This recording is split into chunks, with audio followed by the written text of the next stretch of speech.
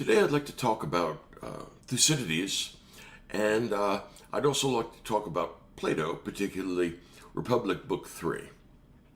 But let me start out with my intellectual tough guy, Thucydides. I think he's one of the greatest writers, greatest intellects that ever put pen to paper. He's an extraordinary individual, and he encapsulates and personifies a great many of the intellectual trends of his age.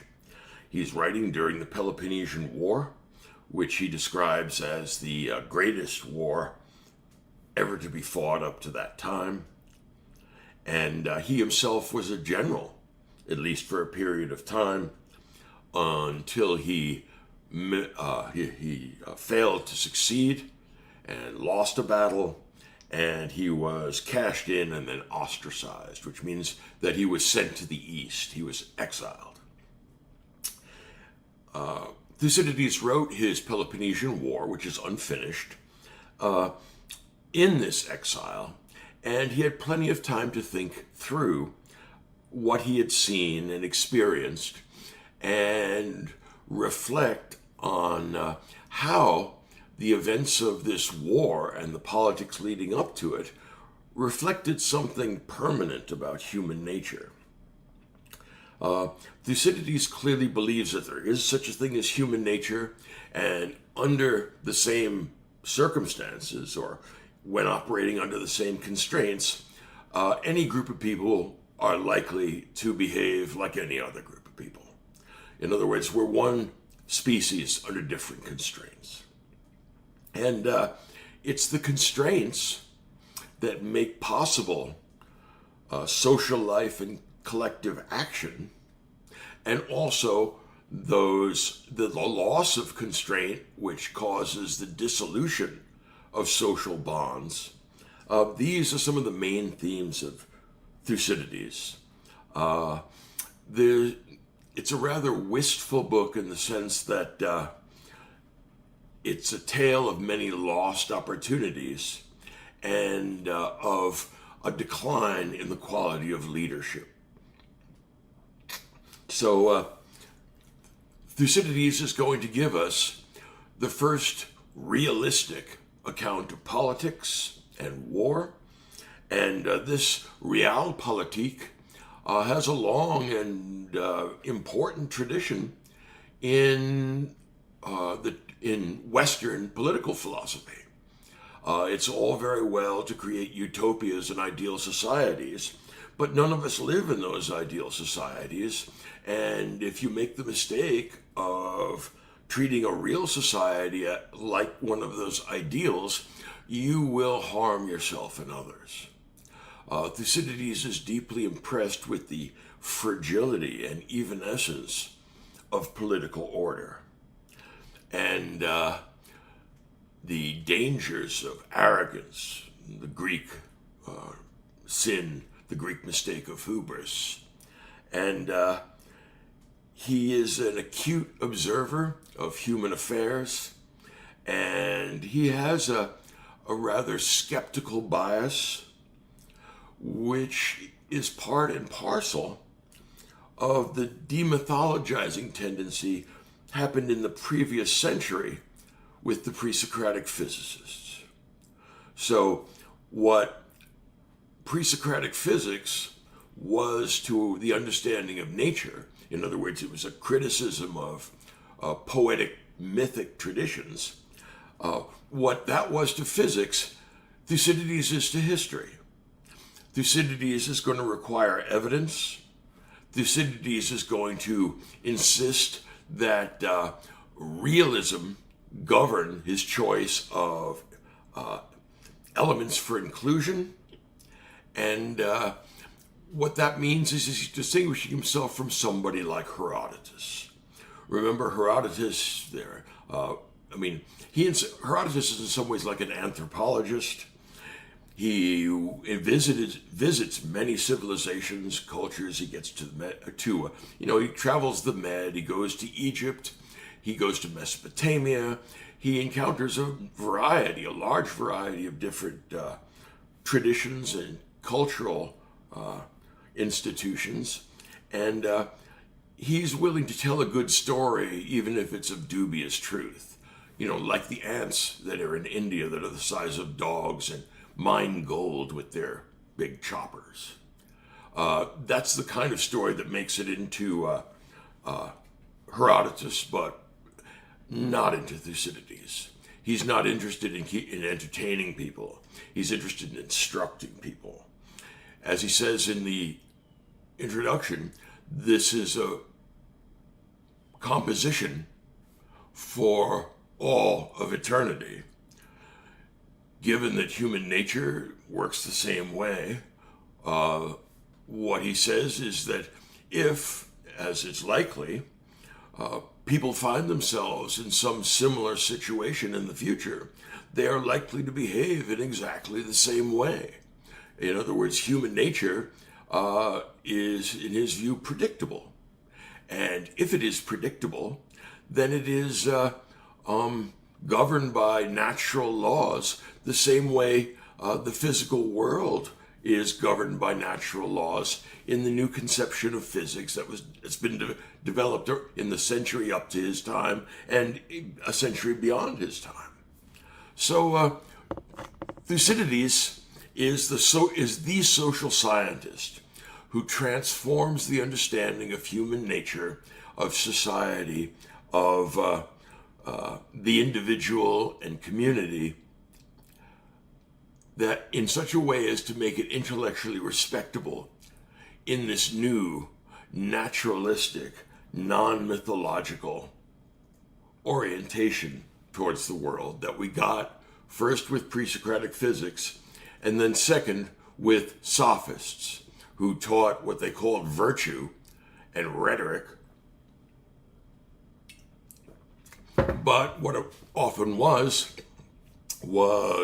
dangerous nonsense given to young men who were inflamed with ambition and perhaps had more testosterone than brains. So the sophists taught many of the young aristocratic men in Athens, and Thucydides learned rhetoric from sophists, and that's one of the peculiarities of his history that we wouldn't allow for today. Some of the speeches that are in his history, he actually was there and he heard them. On the other hand, there are plenty of speeches that were made in his opponents' among his opponents, or on, say, a conspiratorial side, that he doesn't know how to, or that he's not able to give you a verbatim transcript analogous to, say, a court reporter. But what he can do, since he knows the two speakers, one from each side, and he knows what the issue is, and he knows how the issue was decided by the audience, he is able, using the common rhetorical education that young men in many Greek city-states got, he knew how to drop into a template the necessity of getting a yes or a no from a given audience. So they will argue in such a way that they will make what they think is the optimal appeal to their audience. And if you've studied rhetoric under the sophists, commonalities will emerge. And these commonalities include a kind of hedonism, kind of self-indulgence, various descriptions, often a kind of relativism or sometimes a nihilism, but Thucydides just takes it as a kind of empirical realism. In other words, he's trying to describe people as they are, not as they ought to be. For example, when he begins his discussion, he starts with archaic Greece. and he attacks the poet Hesiod and also some of the parts of Homer that suggest that there was, prior to us, a far better age when everyone was excellent and full of virtue, and when men were truly men. And now that we've degenerated into the poor creatures we are. Thucydides says, look, when Hesiod talks about a golden age and a silver age and a bronze age falling, declining down to us at the very bottom, that's really a kind of poetic lament about the human condition. There is no reality behind that. In fact, human civilization starts out not in a golden age, not in a Garden of Eden, but in a really primitive, feral stage. We are social animals, we're hierarchical animals, we're adaptive animals, but there's nothing about us which would have created immediate perfection and then allowed us to degenerate to the condition we're in now. In other words, as far as Thucydides knows, the civilization in which he lives and the others around it are the best that have ever been created. In some ways, the story of Athens is a tragedy by a collective tragic hero.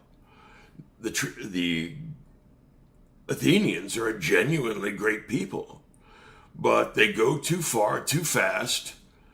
They are seduced by the arrogance of, demagogues, Cleon, or even worse, Alcibiades. And it turns out that life imitates art, because the Athenians had tragedy, and the history of their flowering and then self-destruction is a remarkable and tragic set of events, where a superior collective subject pushes the envelope, pushes it too far, and then is forced to face the difficulties that attach to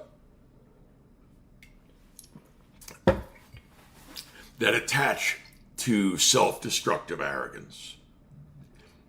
So Thucydides is able to supply us with speeches even though he wasn't there and doesn't have physical written evidence. It's an interesting element in the culture in which he developed. Now, another important issue worth thinking about when we deal with Thucydides is he has a cyclical conception of time. And this in some ways is the most natural, kind of intuitive sense of time, because, we live in a temporal cycle, day and night. I mean, that's not the kind of thing that anybody anywhere can fail to notice. Or the pattern of the seasons, right? And that also turns out to be a cycle.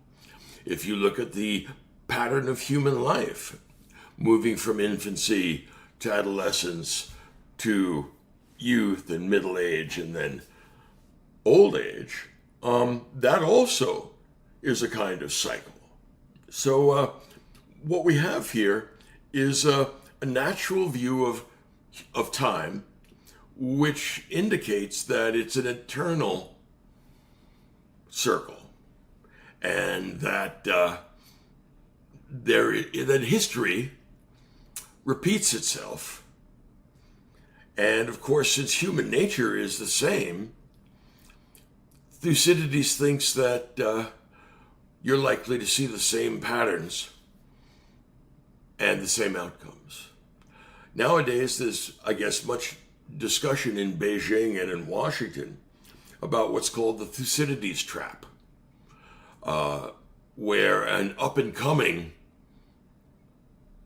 civilization with increasing power faces an established hegemonic power that doesn't want to be pushed off its position of dominance. Sparta had been traditionally the most powerful soldiers, land army in Greece. They, of course, distinguished themselves in many battles. They were essentially in the war business. And their profound military training allowed them to be a dominant political power without developing all that much in the way of culture. In that respect, it was much simpler, much plainer than Athens, much more old-fashioned and static. Athens, on the other hand, was a rising power, and it was a rising power, and it began to flex its muscles, and Sparta, as the established hegemon, understandably became concerned. In some ways, like the two biggest kids on the block. Sooner or later, there's going to be a fist fight. Well, if Thucydides were right and we were stuck in an endless cycle, that would seem to make something like a conflict between China and the US unavoidable. But I don't think that's the case, and here's why.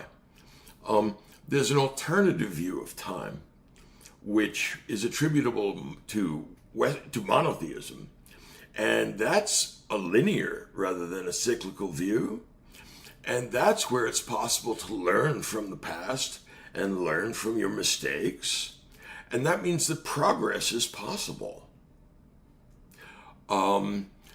Thucydides allows us to learn from our mistakes, but regrettably, we are still sucked into an inevitable cycle, which is determinate as the orbits of the planets, because human nature is one continuous thing, and under the same set of circumstances, will act in the same way. Notice, for example, let's just consider this. We had a similar kind of rivalry during the Cold War with the Russians. And yeah, we had some outbreaks of proxy wars, like in Korea, for example. But we did manage to avoid mutual assured destruction. We managed to avoid a nuclear exchange. And that was a rivalry which did not result in a mutually destructive hot war. My sense is that the reason why is that both Russian and American leaders, when they were face to face with nuclear exchange, say during the 1962 Cuban Missile Crisis, both of them realized that this was a negative-sum game and that they were better off not pushing this and deciding not to fall into the Thucydides trap. That's another way of using Thucydides' realistic account of human affairs. So we are perhaps more malleable and more adaptable than Thucydides realized. And this linear view, which is of time, which is alien to the Greeks and the Romans, is something that gets introduced not from Jerusalem, not from Athens or Rome. So Thucydides has us in this cycle of historical events, and what gets built up like a civilization inevitably crumbles because, well, that's the way all human things are, right? They're a process, all right, rather than a static entity. Now let's look at some of the ways in which Thucydides' new outlook reveals itself. First of all, in his idea of ancient human societies, he's quite convinced they were barbarous and violent and they lived in a world of Hobbesian moral chaos.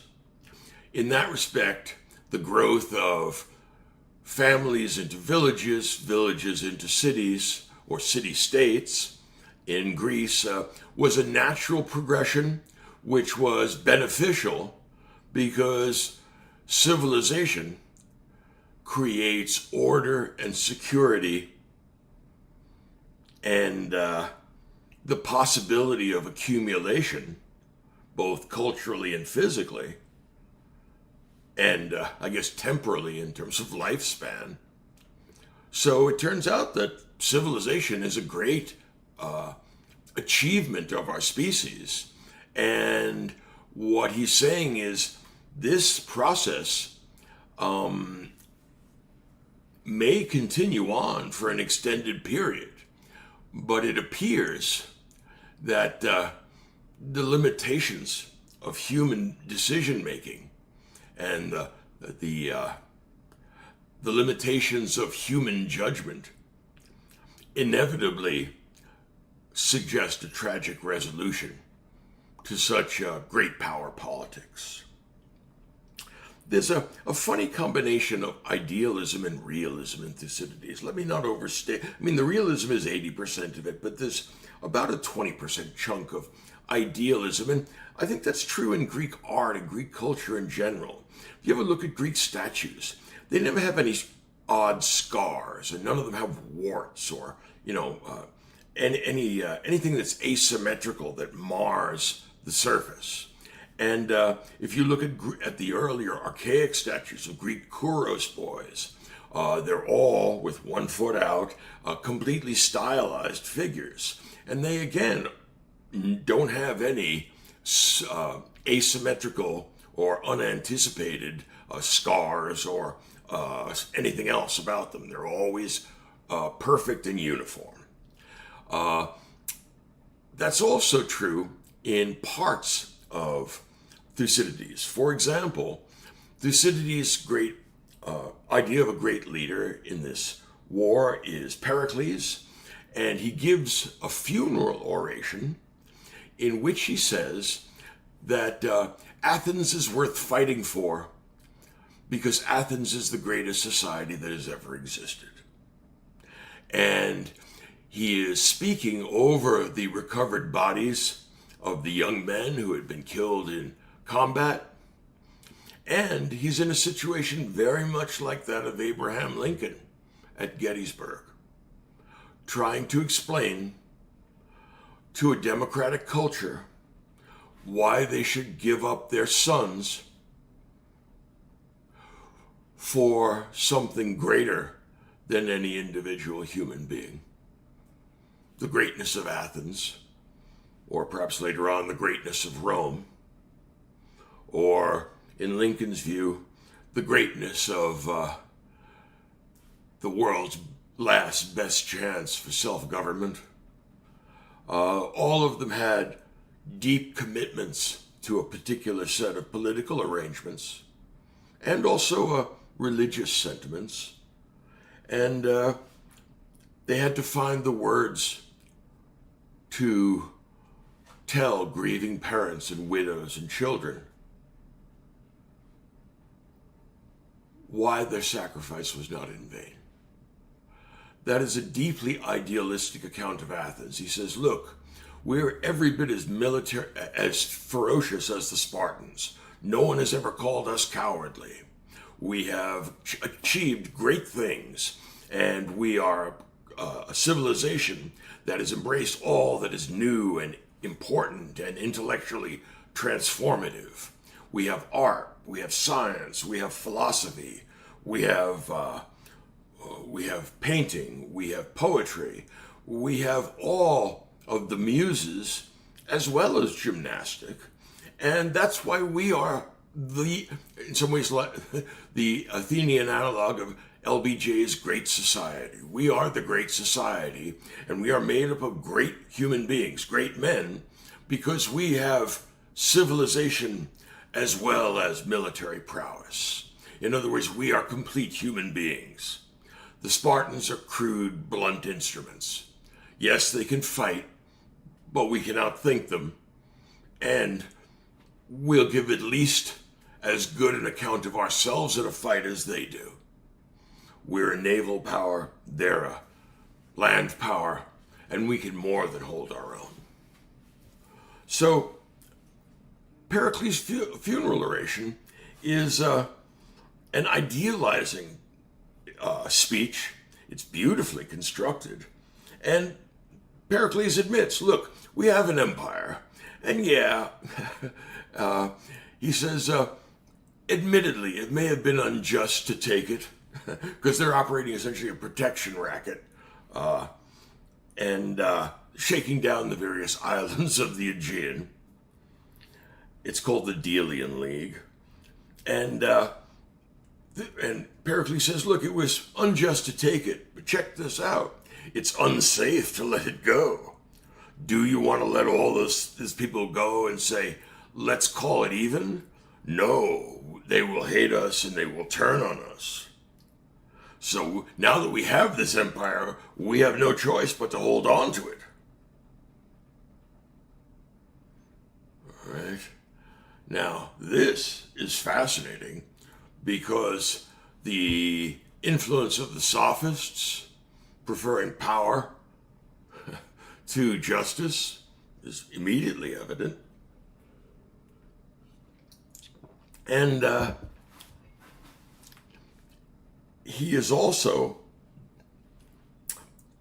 justifying the separation of politics and ethics.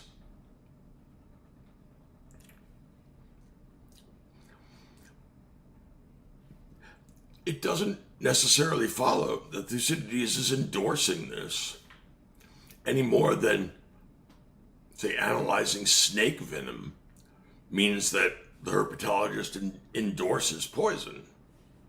But Thucydides is looking at the world as it is and knew that Pericles had to come, like Lincoln, had to come up with a very powerful speech and seize this moment to define in ideal terms what we are fighting for our homes, our families, our safety, and for Athens, which is a uniquely great achievement.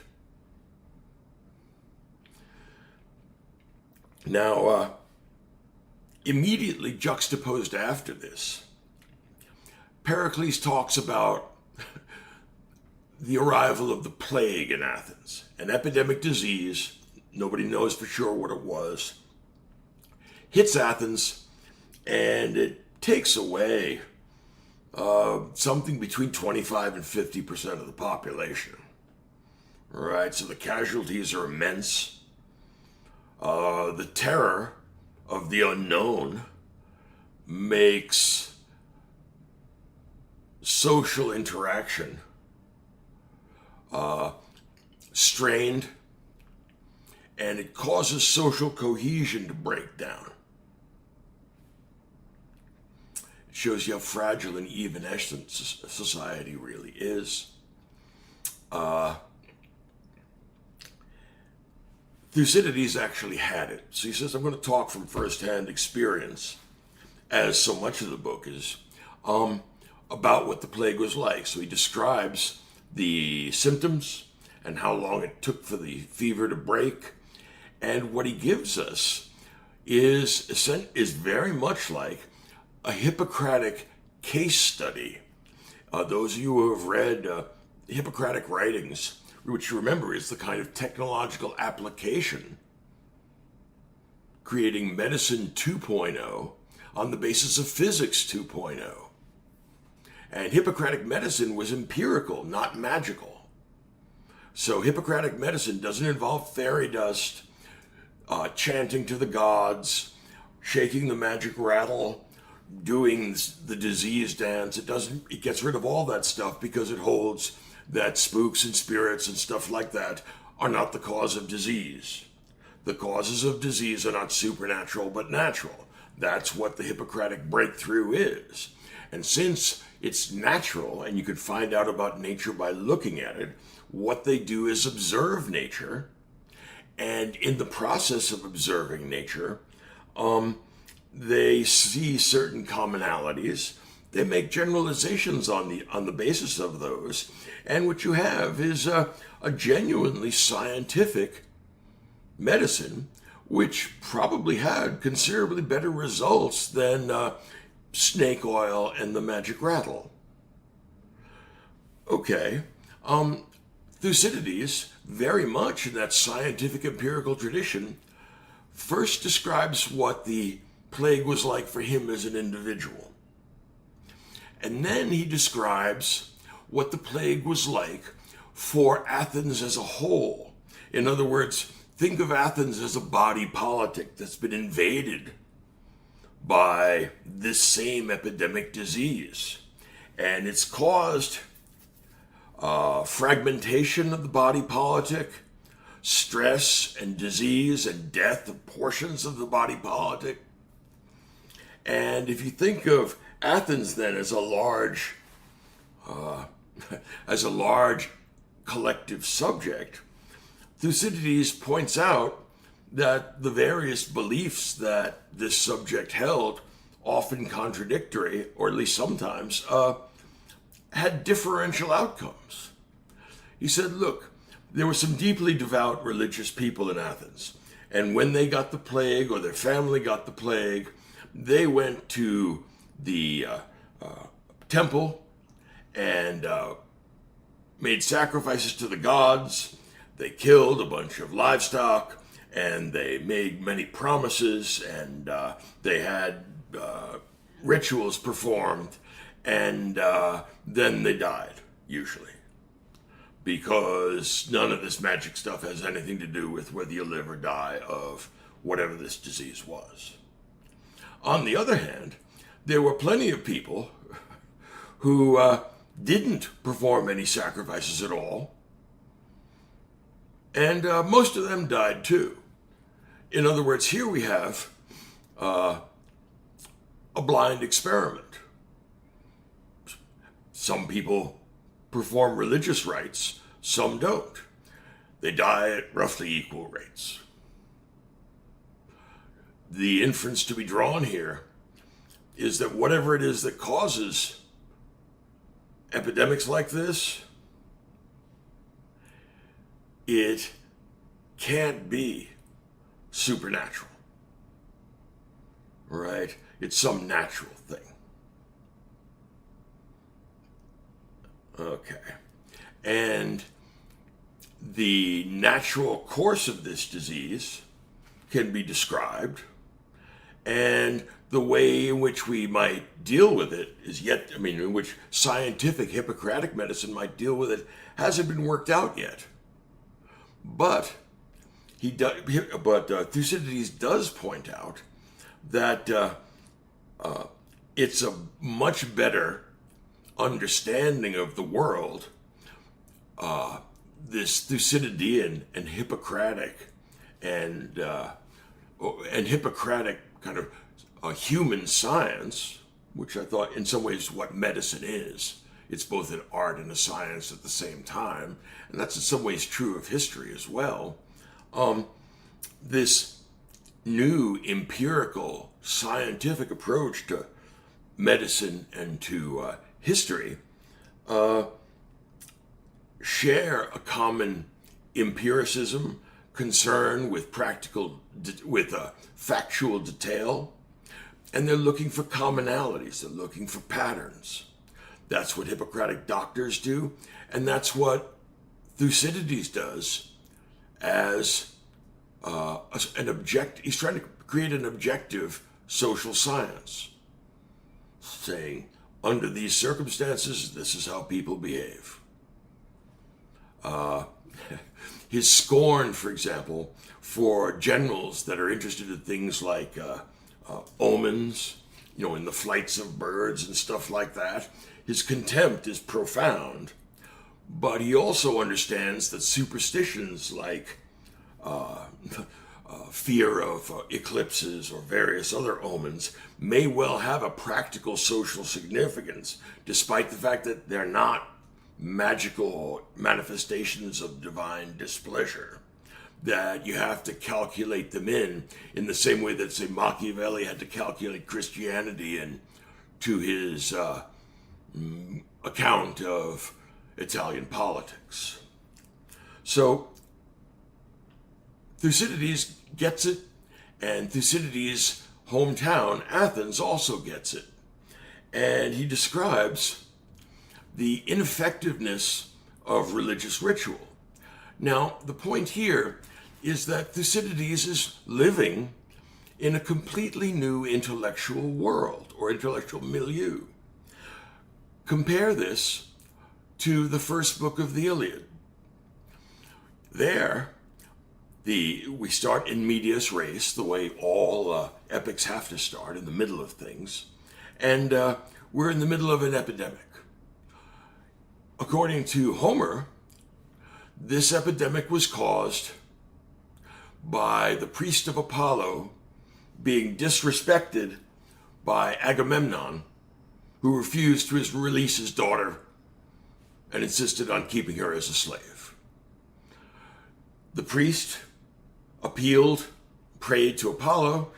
Apollo was not willing to allow his priest to be disrespected, and he sent down the arrows of disease from his golden chariot as it moved across the sky, and those that became sick had been hit by those magic arrows.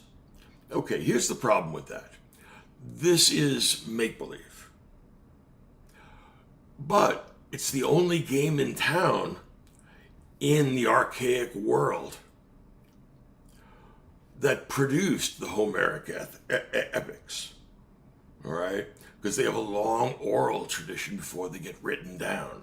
And back then, they were living in a magical world of things that go bump in the night. They were living in a world that was personified.